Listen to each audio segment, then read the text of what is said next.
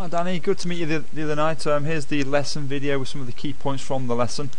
We spoke initially about the turn and pivot, okay, something I want you to be a little bit aware of. We spoke about sort of that lack of movement from the lower half in the early stages of the pivot here, okay, and that tends also just to promote and help that head drop, if you like, within that first movement. So you see the loss of height and the head moves forwards towards the ball a little bit.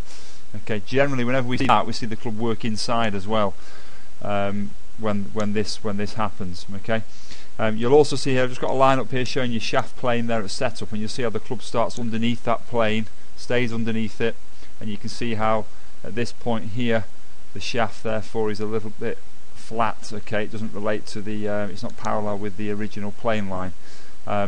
If we then continue that up to the top, that also then gives you a flat position here with the left arm, and this is all obviously going to result in you now your head's going to pop up and the club's going to stay behind you a little bit, and therefore it's going to result in the clean shots in terms of contact. So you're losing contact there, and also direction as well. The odd push shot, and you can also turn one over left as well from that position.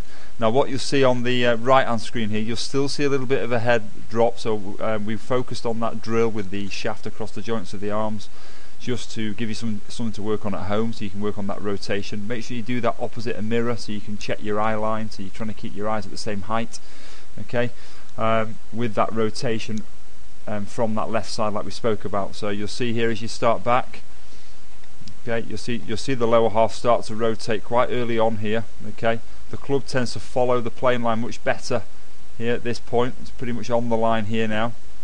Okay, and then as you start to hinge the wrist, which we said will happen as your hands approach your right leg, opposite your right leg here, you can see the wrist starting to hinge.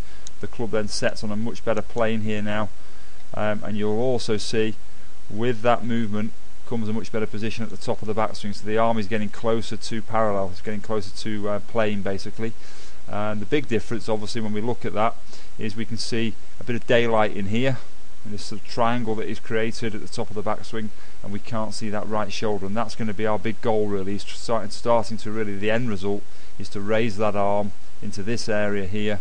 So we've got a lot of daylight in that area there, and your hands sit more above your right shoulder, so the club can then drop on plane much more consistently. You'll get the ball first and the divot afterwards more often as well.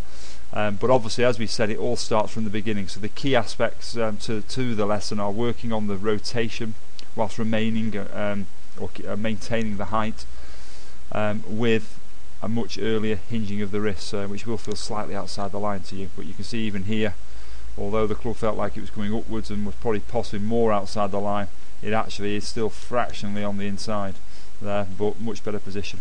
So keep the practice up, Danny. Hopefully see you in a week or two, and we shall continue. Cheers, bye now.